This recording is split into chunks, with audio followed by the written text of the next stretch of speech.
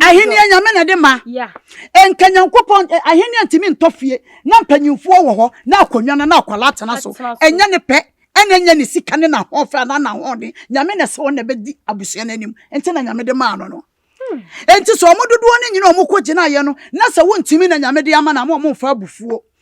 ene omunya ne bibia omuyekura nya no adenti na meka so nya se nyame na de ma no enya wontumi sika enya na hofe enya na ho de nyame na se wona bedi ade no so nkunim ene wode ma no enti wona ayaka no e wo se nya abotere ne yede mpai botan na chese se kuo ni nyina ye kuo baako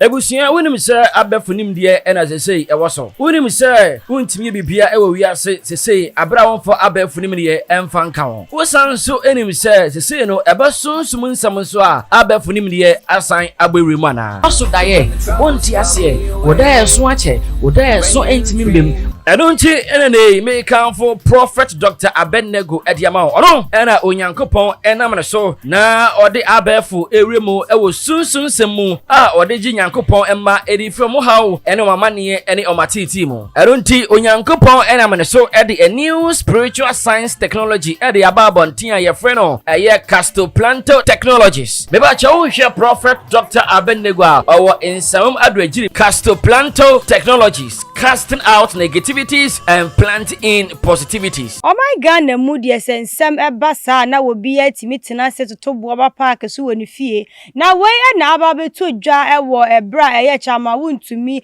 esanso efa akonwa ewo ye Ashanti regional mu ebe ye Ashanti regional chairman na de ma wo mu no enu achiri no ensensem bi epiepie mu eba ya enu bebeto dwa ne nkrofo che wo madwende fa ho se enti sesi ya na chairman enya na se wo mu eye kuo bi a wo mu nyina agina na ba akopa etimi anya no entimi nkofa sunsunso boni bia na sempo wo mu ntimi ha chairman e ma konwa no emfiri ne sa na sempo yade bi ama me bo chairman sansem we eba ye ne ya ntena se pese ehunu mu na ye wura mu ye timi hunu se after ye election no achi no betimi anya koma e de atena ebu ne man se de wo ye no na sempo bibi ba betwintwan na kwam ama de omane ene wo ha abre no ye ntwa ye hu sima pa ye ba ye akwena hya ha ye ne bedon nsem no mu asiko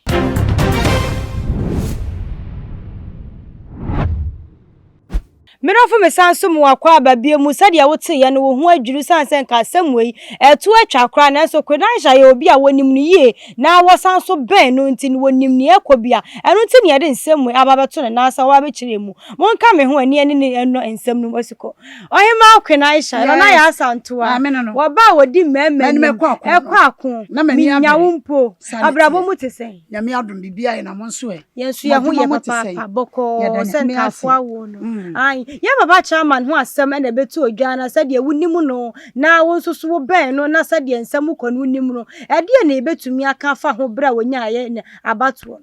yo mechiacha metiefo ne wo amonone ne Ghana mona na kwan Aisha masaje adwa biom mechiacha mu nyina mekacha mesem ye kusia mempia wia mu yedi enti na mapia wia ya santo ba akopra ba besi odi mama ni mu kwa akon mesem enti na mapie timani abere ti me ba mo ho ti sei eni me sa me ho ye mo so mo amono ne mo so mo ho ye eye chama Wontumi asaba na wo ka no chama Wontumi yesiremuni ba na nim ni na chinyina yesiremuni enso ogina de ma Ashanti region ogina ma Ashanti region yedie mu nti na ma chama Wontumi gina ye ade ne yesa mo be kɔ no dom ba akopɛ na Nyankopɔn be yidi adeso no de aso no enti se mo ye nipa 100 na se mo kogina akansie mu na ba akopɛ na Nyankopɔn so woni a odi a mo fa mpa bontan na chinya bufuo ahini nyame na de ma enka Nyankopɔn ahini antimi ntofie na mpanyimfo wo ho na akonwa na akwala tena so enya ne pe enya ne sika ne na hofa na ho de nyame na se wona bedi abusua nanim enti na nyame de ma no enti so omododo ne nyina omukogina ye no na se Wontumi na nyame de ama na mo mfa abufuo ene omunya no bibia omuyekura nya no adenti na meka so nya se nyame na de ma no enya Wontumi sika enya na hofe enya na hode nyame na se wona bedi ade no so nkunim ene ode ma no enti wona ya aka no e wo se nya abotere ne yede mpai botan na chese kuo ne nyina ye kuo baako MPP kuo ne ma ame baako papa baako different be anim enti wo say woni ya ka no ye de mpai bota na chi na if sense kwan na ye nyina kwan na ye fan time na chi na bibia nya yi ye wo wadwentira bi kura na bibia fa wo betimi aba ye nchen na ye nso ye de ya de ama ye de aka no na de akwa ye adwuma no ti ye nko Kwena sha na ayonko fa be na da wo ne ye papa yi Bernard Ntwibosi akochama Wontumi sa chama Wontumi ne me first born na ye adwuma Sadat Wontumi wow me ba panyin Sadat me ba panyin no woni chama na ye adwuma wo fa me ba ne se ne ye mu ba nti ma fa chama nsam nua ba ma wow enti ba bia MPP ni bia ba bia wo so wa mo no ne wo Ghana Sadat Wontumi no na ma me na ye frɛ me na kwen Aisha no ne ma me ni mpon me no ono ane me first born wow na yere wo ye kura na chief beto akwala ni dim na no kwase da no 3 weeks ai ti chama Wontumi Sadat no wo ma me nie me aso ne frɛ me na kwen Aisha papa me nie Kwena Aisha yanko ye nuro numu na ye yo ya ba nubena no so Bible say ya ni aduaba no ni afa ha ni nubena no yamfa nsan yare me nua ba mban ya na da bia me ka me nua mema mo asem ne hia me bema woni mo nyam no ubema e bia me ka ubema hu kwate bema woni mo nyam no kwate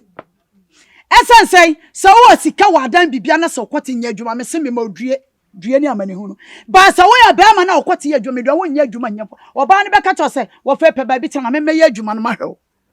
esensa ade sa wutimi di no ma no konu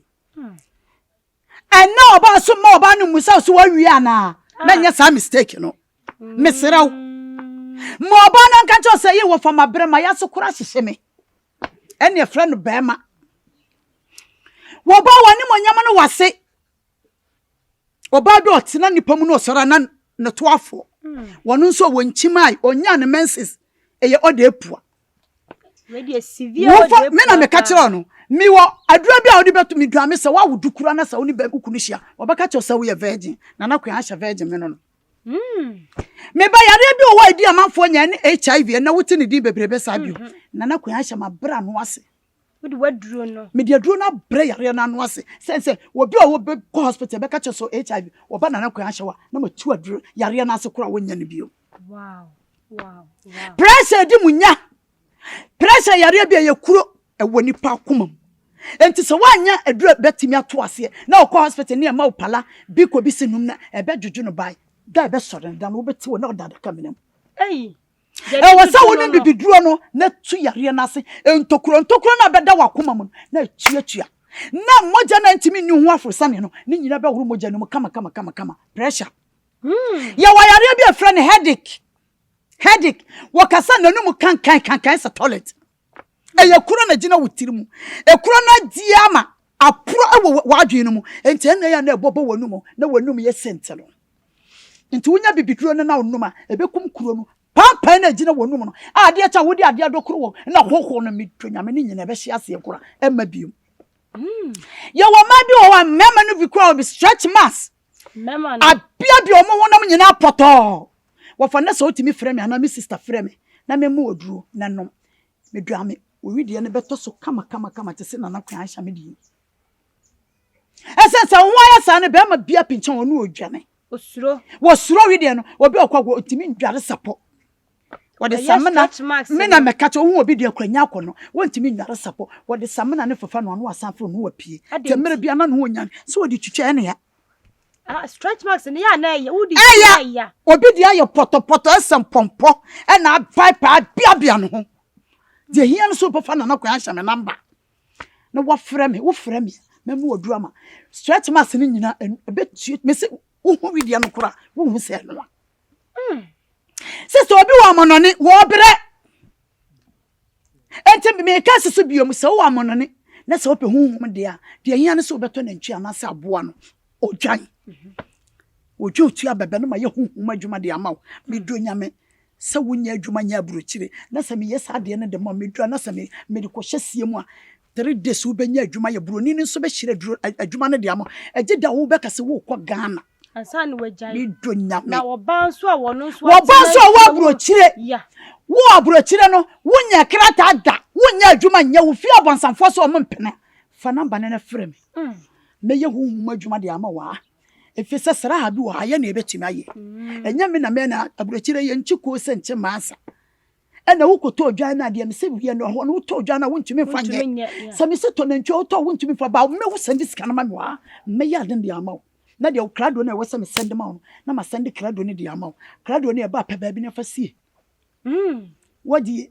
ena afa so de wo ne se sika duro nkwa obi ho e ma no koka che se komo kire koto funu bra na me nye sika duro ma ana ko chi obi babra dabi ni wo kunfa yeku no ho no ba ko ye samna emfa se wuton ko bi anasa momone emfa woni djuma wo ye wo wiasa fa na ba bia se wo aburochire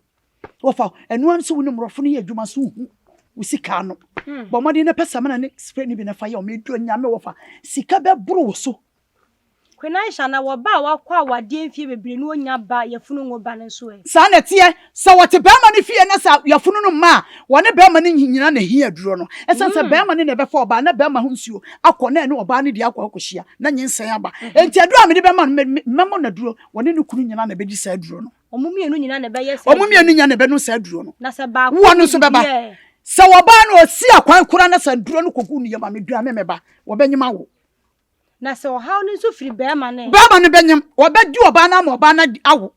me na me ka kire wo enti na me se sa aduro no me ye ma oba ne be ma ni nyina okay nice aboa wo mu nyina se be bia problem firi no ni nyina ai na woni obi anya asem na akopie court nso no na me ka cho se tatahwe no sa obi o woni na anya asem wodi ben pa eso di sika peso oji case no ye di tia wa me se me nda ba bi nwene ho eda wo fi se akai bi abosumi amomo kokoto no fa number ne 055 123 2721 055 123 272 amedonya me nua ba ma me nua ba fra me se ye fia hinie adedi ato ye anasa ato wo ba bi ye pese ye wazan ma me se men kofa nyensa no nko ba bi afra na nakwa ansha edura me de krado na be ye adwuma na na adedi ne da na so wo so de ma oba anase no wo fa se wo fa ma no fra me na fa na di fa ma me perfect we de tatahwe pa anase wo kwa burochire wo fi abaifo se ma okwan ko okoduru ho ma na oba foto bi se me se fa nyensa no mfa nya dadwene fra me na me fa krado fa nya adwuma fa ma na baba wanso wono so abonkete ji obi kuna firi ne nsam sa obi ji kuna firi won nsam me se mfa nya dadwene mfa nya fra me na fa memma wadura do begu jam fra be ma no prensa na bo ge ni di prena so mi donya me na mama confusion oye ha mi donya me emra bi obekwa to ge ni bia na no kwati ajojo se wo ye sa de na woje ukunu no me se wo na ya je ukunu me ya de amaw na me ya de no de mawa emra bi aba ma no be kwa na mpana no mi do no kwati bejo no so ni nyina ne ye haban na bia no bra ne bia no kwati bejo oba ho na no kwati aye adwuma enti ne na sa no won kwa ba bia wa wanya kwa ba bia wa kwa ba bia wo firi wo chipe kwa no kwati bejo ba oba de mu nko ade wo nko ade no kwati ne be ye adwuma ane na wa fa na boso na nakwa Aisha mena no akwala wa ko school be fie bebre na so na dwene na wo ntuo nhuna de obi wo ya da bia me kasa asem no obi wo amenu aba ya ne ye to de ma akwala no hweda wo akwala nga ba beto wo no dan na nipa boni ni wura da mu no ma wo so wo ba ba ma otiri nkwa ne wa hu se wo ba we da bi wo president da bi wo be MP ehwa no obedi kasa ya akwala no obi timi fo obi akwala nga wo fitiri na ni se ya na wa bo adiponi bi agu akwala na adwemu sa akwala ne de na sanani amfira na ama na adwenu mu awu wo pa yamfa no nko school America school hu ade da enti na me ka chawo se akwala na ya wu no firi nga de abedu hospital no yi wa mi takakra fa gu nsuo mu fa dware no me se ni poboni ni bi antimi mpinche no sister akwala no so ko school du no school ko so no kwa na adwemu pie na adwemi bebie me hu ade e betwira akwala no ntimi mahumu aye wo boa me no Kwenaisha no akwala nso a wono nso so oda obeda sori bia na niam egu no asa epo bi ye no asa chicken pox sa na tie no na nya chicken pox ehuhu mu chicken pox no yetode ama no wo maame de ne bekọ hospital sa enya yie ja hospital ne fa me number ne frɛ me ma waduro de adware akwala na mama obi na odi ama na di na se Kwenaisha yesi ansa na honhum mu ye beto yade de ama obi na abusua ne mienu nyina ahia eno no kura bi wo mu sa no kura nya santo wo fi abaifo anfo anko abontin so ni pantimi nwero esense wonim nton a wobɔ ena wonim anamotu a wotu enti ansa na obi fie abayifoɔ ebetimi abafie aba bedi fie anyam na fie ha nipa na akɔtɔn wodi akɔma abonso abontin so nipa asense onim sɛ wu sa atɔfo wuo no ana yare na odi ayɛ wo no na so kɔhia de odin a obetimi abete ne to enti odi wo bɛkɔ akɔma abontin so nipa so no nye ho adwuma mfama no na kyerɛ sɛ bakrampa wonu wonim enti sɛ woni fie nipa akɔtɔn na amana na metuwe se wo ni menton amebo minim nton a wo bo enti me ma ne se preko pe na meku wo fie nipa na de wo beba akwala na me de ni ba mo ase no awufo akofa akire na me medi ba mu amahu amane enti mo na monye ne ho adwuma fa ma me enti sa ne kopie baabi a onye ono no ye bebo ni din na omo magye ayi ni omo din beba mu omo ti de na ombeka se asamase na de wo brɛ ni nyina ko ahye me ye ho adwuma obi wa manane buru 10 years ni 20 years wonya krata da woni nam banche ne nam ko ba bia no wota wo fa ye fa number ne na frɛ me na menya de ma na nya krata citizen card ne bi na so di ye wa manane fa number ne 055 123 2721 na kwa sa number me mo wo yare ase amenwene na ko mo kan iyaye na wanda kuke kasa Hausa abin da ya kama tun Lagos Kano Gombe Maduguri Niger Mali Sokoto Barno,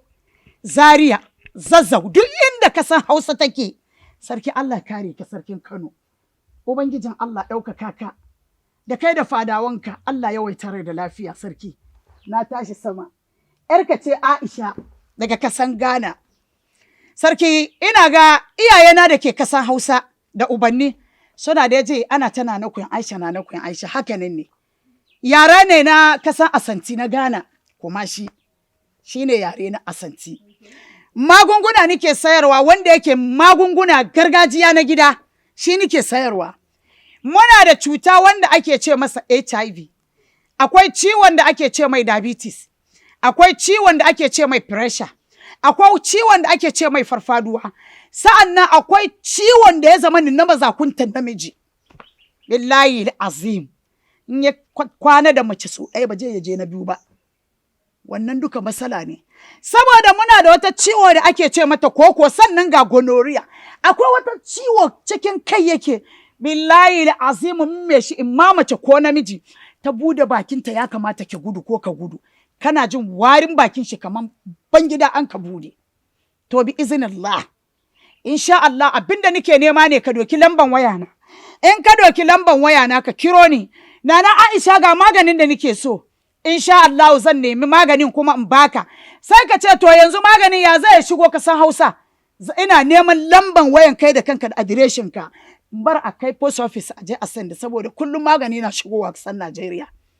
in maganin ya shiga hannunka ka kiro ni da nawa waya she ka ce min nana Aisha maganin nan ya shiga hannuna zan nuna maka yanda za ka yi wala Allah ina cikin wannan tallan magani ban ki ambaci sunan ciwon ka ba kada ka ce aina na Aisha ba ta da maganin shi billahi azim akwai magani sai in ka tambaya zaka tabbatar cewa nana Aisha akwai magani zaka ce ya aka yariyan Ghana ke iya kalma ta Hausa na fi ni baba na mutumin Gombe ne amma na kuma ba nufa ce kowa san nufawa sai ko gadon gida a raini ga rago kowa bar gida a bar shi sa abin da ke ciki kenan babana iyayena da kuke kasan Hausa kada yawaita ku da surutu bakin magani ne ɗin gashi na zan zo lamban waya na kai lamban waya na 055 123 2721 lamban waya na kenan insha Allah ka kiro ni maganin da ka so kuma in sar maka in kuma packaging shi ina neman adireshin ka da lamban wayan kan baya a zo maka da shi bayan magani ya shigo hannunka ka kiro ni kan a waya na sai in nuna maka yanda za ka yi abin da ke ciki kenan salam kuna shawe de oboni nyina to fa ama me na wo de wo final words nso e de ka ho na ade ame ka che mo de na mfa me number na mo mfrɛ e bia na me mo wo yare so wo frɛ na waka kyerɛ me na na kwan ahya me yare ni me koda da ni metimi wo betimi aboa me ana na ma hia wo number no wo address me ma na phone me ma adro no wi a be ka wo sa frɛ me wo frɛ me wi a me kyerɛ de obeye sa sunsun mu de nso na opa frɛ me na me nkyerɛ wo aboa wo beto wutimi to abo no ko ade wo fa me se wo bedi yi Enfo no ba bia wo. Enfo na brochima ba bia wo. Medunya mu bedi yi. Ti for me number ne 055 1232721 na kwa asha number no no. Kramo. Nyami show pa na kwe na Aisha na abusiafo ha na brema akwan e ma ye de enkomo twetwe no nyina no esi ye nuro de ahodo ho ya mo ya we so no nche se ebi ni wonti ni nyina ne se obefa kwe na Aisha number no 0551232721 na wa frɛ no na bibia atimi aye kama e de ama me a me di dwuma de emu chia me de ameje so aye edwa so hema makwa